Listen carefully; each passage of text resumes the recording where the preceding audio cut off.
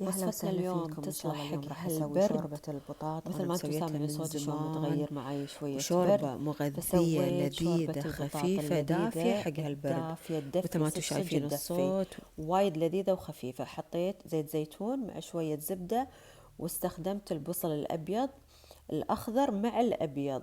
حطيت تقريبا 3 ل4 عيدان، وراح أشوح على الخفيف بس يذبلون. حطيت تقريبا 4 بطاطات وسط، قطعتهم بهالشكل، راح أحمسهم كلهم مع بعض. لازم تجربون هالوصفة، أنا مسويتها من زمان. نحمسهم كلهم كذي، نقلبهم مع بعض. والحين راح أضيف عندنا كوب من الحليب. تبي تحطون خالي دسم، نص دسم، انا حطيت هني كامل. وطبعا ضفت مرقة دياي او خضار اللي عندكم، واذا ما عندكم الجاهزة حطوا شو اسمه مكعبات. طبعا هني ضفت اخر شي فلفل حار، حلوة تكون شوية حارة، وخليتها لين تغلي وينضى البطاط. الحين راح نستخدم الهاند بلندر وراح نخلطه، او ممكن اذا عندكم الخلاط العادي كيفكم، بس انا احب الهاند بلندر لان يخلي فيها قطع يعني صغيرة. تبلت بالملح والفلفل، وضفت شوية طبعا لما تشرخون او تخلطون البطاط راح يصير شوية ثقيل، فانا اضيف.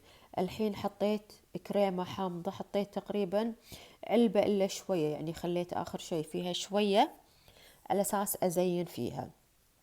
نخلط، وهني خلاص نشوف الطعم، ونضيف اي شيء نبيه من ملح وفلفل. ضفت جبنة تشيدر، يعني طبعا الافضل تشيدر، واذا كانت بعد المايلد حلوة راح تكون.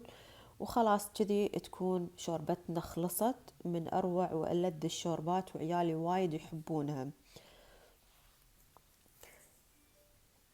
طبعا هني انا زينتها. الحين راح اوريكم بالبطاط العيدان. قليت بطاط عيدان، وحطيت شوية جبنة وشوية كريمة حامضة.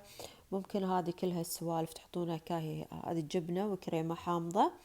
وعندي هذا البطاط العيدان، ممكن تستخدمون الجاهز اللي في العلب.